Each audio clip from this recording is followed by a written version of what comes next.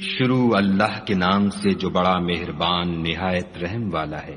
ہم نے نوح کو ان کی قوم کی طرف بھیجا کہ پیشتر اس کے کہ ان پر درد دینے والا عذاب واقع ہو اپنی قوم کو ہدایت کر دو۔ انہوں نے کہا کہ بھائیو، میں تم کو کھلے طور پر نصیحت کرتا ہوں کہ خدا کی عبادت کرو اور اس سے ڈرو اور میرا کہا مانو۔ وہ تمہارے گناہ بخش دے گا اور موت کے وقت مقرر تک تم کو مہلت عطا کرے گا۔ جب خدا کا مقرر کیا ہوا وقت آ جاتا ہے تو تاخیر نہیں ہوتی، کاش تم جانتے ہوتے۔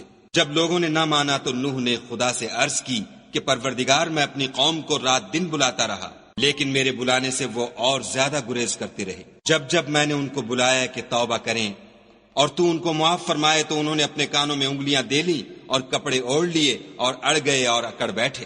پھر میں ان کو کھلے طور پر بھی بلاتا رہا اور ظاہر اور پوشیدہ ہر طرح سمجھاتا رہا، اور کہا کہ اپنے پروردگار سے معافی مانگو کہ وہ بڑا معاف کرنے والا ہے۔ وہ تم پر آسمان سے مہ برسائے گا اور مال اور بیٹوں سے تمہاری مدد فرمائے گا اور تمہیں باغ عطا کرے گا اور ان میں تمہارے لیے نہریں بہا دے گا۔ تم کو کیا ہوا ہے کہ تم خدا کی عظمت کا اعتقاد نہیں رکھتے، حالانکہ اس نے تم کو طرح طرح کی حالتوں کا پیدا کیا ہے؟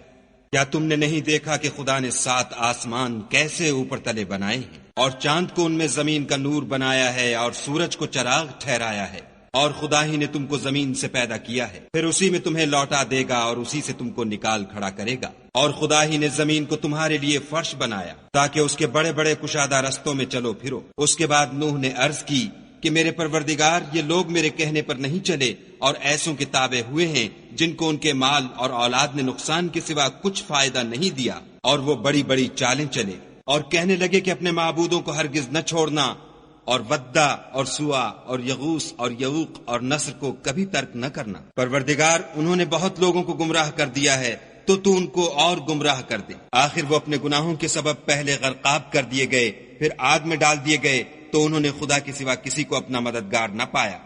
اور پھر نوح نے یہ دعا کی کہ میرے پروردگار، کسی کافر کو روئے زمین پر بستہ نہ رہنے دے۔